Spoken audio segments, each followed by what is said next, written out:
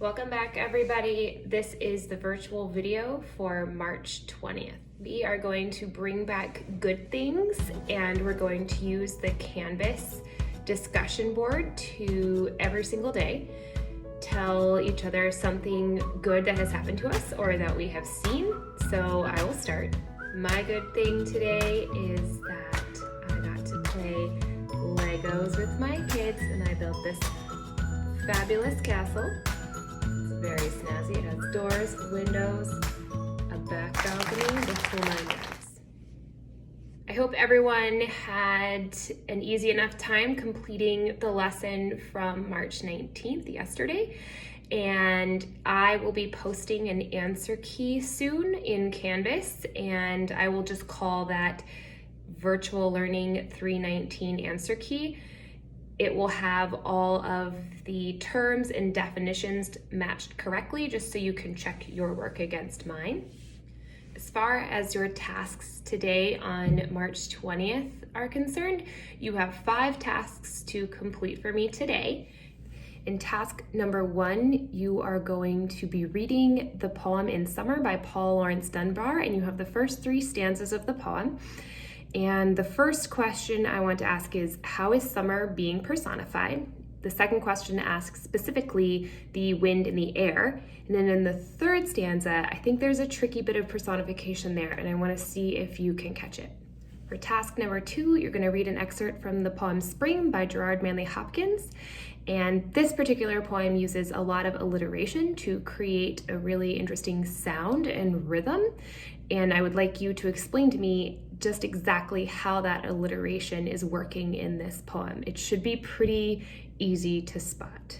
For task number 3, you're going to be practicing with metaphor, and you're going to be reading Hope is a Thing with Feathers by Emily Dickinson.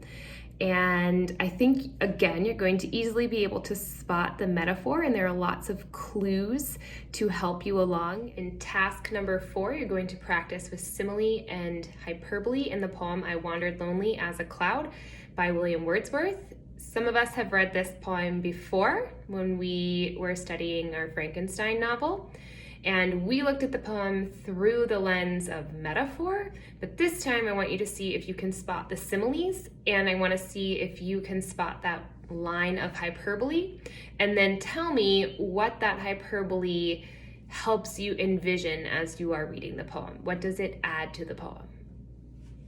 In task number 5, you're going to be reading one of my all-time favorite poems, and I teach it every year ever since I read this poem way back when in college in a Caribbean lit class. The Sadhu of Cuba by Derek Walcott has been one of my favorites, and I particularly love this poem because this poem is full of beautiful images, and imagery in poetry is one of the most important aspects because in poems, we rely on words to create our visual images. In this poem, I think there are a lot of words that might be new to you. For example, cattlebirds or sugar canes or saffron.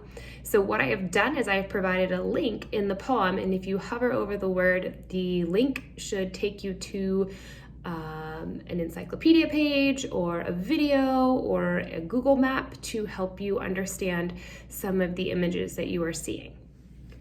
As always, if you have any questions about this assignment or the assignment from yesterday, please reach out and let me know. I can answer emails. I can find you in the Canvas chat room, or you can find me. Just look for a little green light next to my name, and that means I am in Canvas at the same time you are, and you can send me a message.